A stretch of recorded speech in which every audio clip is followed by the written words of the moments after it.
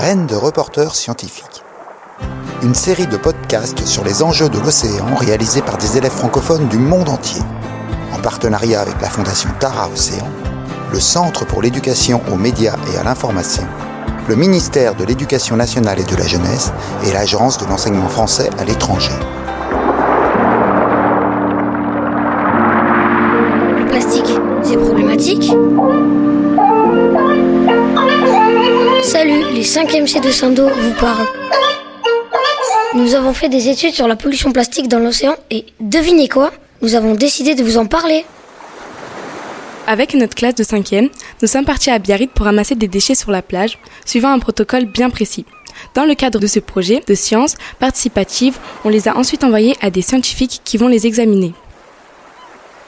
Suite à des vents et aux courants marins, ta bouteille plastique que tu jettes par terre, un macroplastique, évolue en microplastiques qui sont de taille inférieure à 5 mm. D'après la Fondation Tara, chaque année on estime que 8 millions de tonnes de déchets plastiques sont déversés dans les océans. Les organismes filtreurs tels que les moules ou certains poissons qui filtrent l'eau grâce à des organes particuliers pour se nourrir des microplastiques qu'elle contient, se retrouvent avec des microplastiques contenus dans l'eau dans leur organisme. Souvent ces micro-organismes sont à la base de la chaîne alimentaire, ainsi ils se retrouvent ingérés par de nombreux consommateurs. Les microplastiques s'accumulent donc au fur et à mesure que l'on remonte dans la chaîne alimentaire.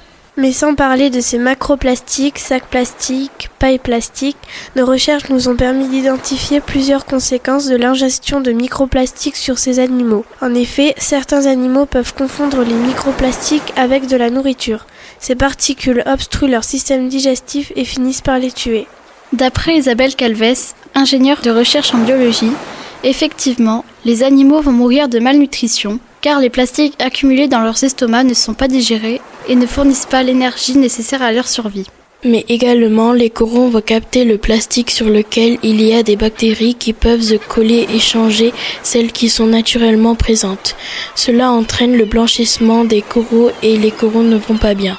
Alors le reste de l'écosystème, quand tous les poissons qui y vivent, n'ira pas bien. Cela déséquilibre l'ensemble de l'écosystème marin. Mais aujourd'hui, ce qui pourrait nous faire changer de comportement, c'est l'impact sur nous. Ainsi, ce qui est vrai pour le corail et ses bactéries est également vrai pour nous quand nous mangeons des moules contenant du plastique. Cela modifie nos bactéries intestinales. Tout ceci peut être à l'origine de nombreux troubles et maladies. D'après le livre bleu de Tara pour la Méditerranée, le plastique jeté dans la mer finira dans nos assiettes. Donc à partir de maintenant, jetez vos déchets plastiques dans vos poubelles adaptées parce que s'ils se retrouvent par terre, le vent va les emporter dans les cours d'eau et ils finiront par se retrouver dans les océans mangés par les poissons que nous mangeons. Ceci peut ensuite nous rendre gravement malades. Merci de nous avoir écoutés. On vous souhaite une bonne journée.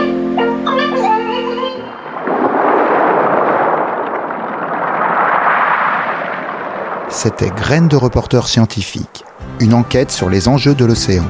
Retrouvez tous les podcasts audio et vidéo sur la plateforme lesdessous de l'océan.fondationtaraocéan.org.